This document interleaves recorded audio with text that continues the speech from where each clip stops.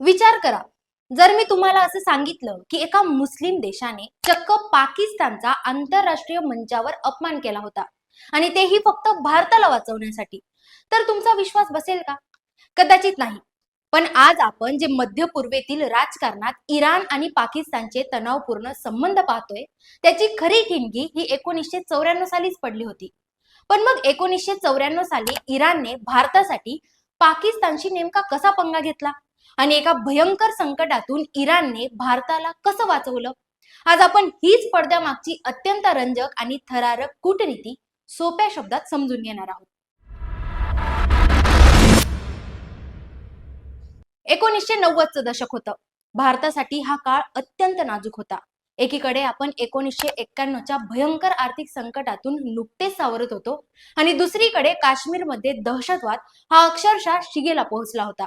भारताची हीच कमकुवत परिस्थिती पाहून पाकिस्तानच्या तत्कालीन पंतप्रधान बेनझीर भुट्टो यांनी भारताविरोधात एक भयंकर डाव आखला.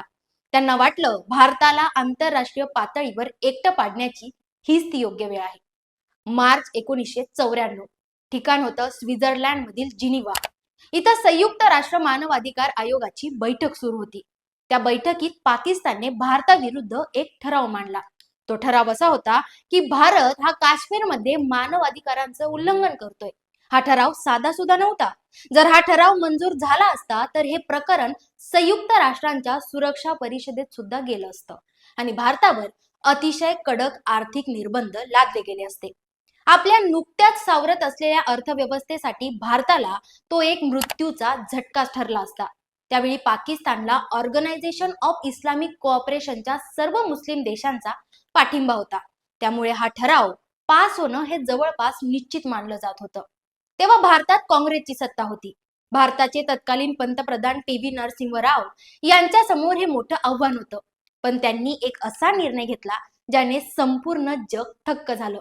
त्यांनी स्वित्झर्लंड मधील जिनिव्हाला जे शिष्टमंडळ पाठवलं त्याचं नेतृत्व काँग्रेसच्या नेत्याकडे नाही, तर थेट विरोधी पक्ष नेते अटल बिहारी वाजपेयी यांच्याकडे दिलं.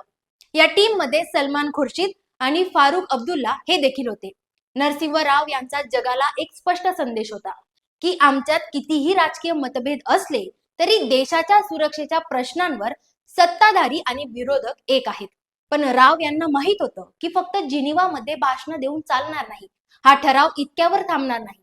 पाकिस्तानला रोखण्यासाठी त्यांचा खरा मास्टर स्ट्रोक पडद्यामागे दुसऱ्या देशात शिजत होता आणि तो देश होता इराण. पाकिस्तानचा हा ठराव ऑर्गनायझेशन ऑफ इस्लामिक कोऑपरेशनच्या अर्थातच OICच्या पाठिंब्यावर अवलंबून होता. OICचा नियम होता की त्यांचा कोणताही निर्णय हा एकमतानेच होतो.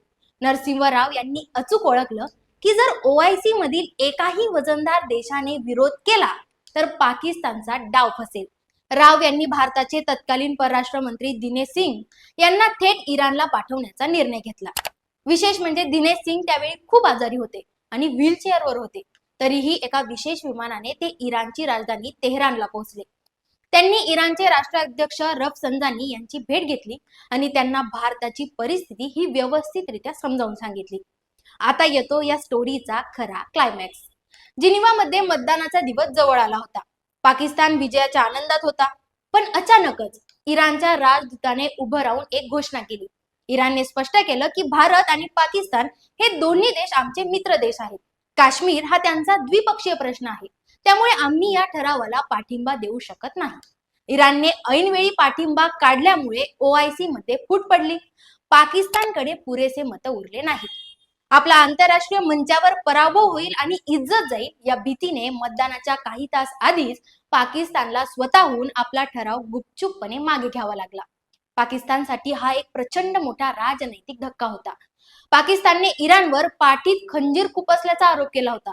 इराणने भारतासाठी पाकिस्तानशी घेतलेला हा पंगा एवढा मोठा होता की यानंतर पाकिस्तान आणि इराणच्या संबंधांमध्ये जी दरी निर्माण झाली ती आजही पूर्णपणे भरून निघालेली नाहीये.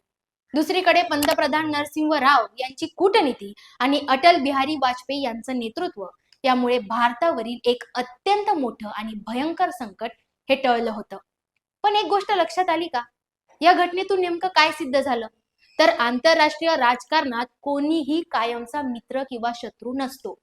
पण 1994ची ही घटना भारतीय कूटनीतीचा एक सुवर्ण अध्याय म्हणून नेहमीच लक्षात ठेवली जाईल. तुम्हाला या भारताच्या ऐतिहासिक कूटनीतीबद्दल काय वाटतं? कमेंटमध्ये नक्कीच सांगा आणि व्हिडिओ आवडला असेल तर ऑफिशियल बापला सबस्क्राईब करायला विसरू नका. भेटूया पुढच्या व्हिडिओत.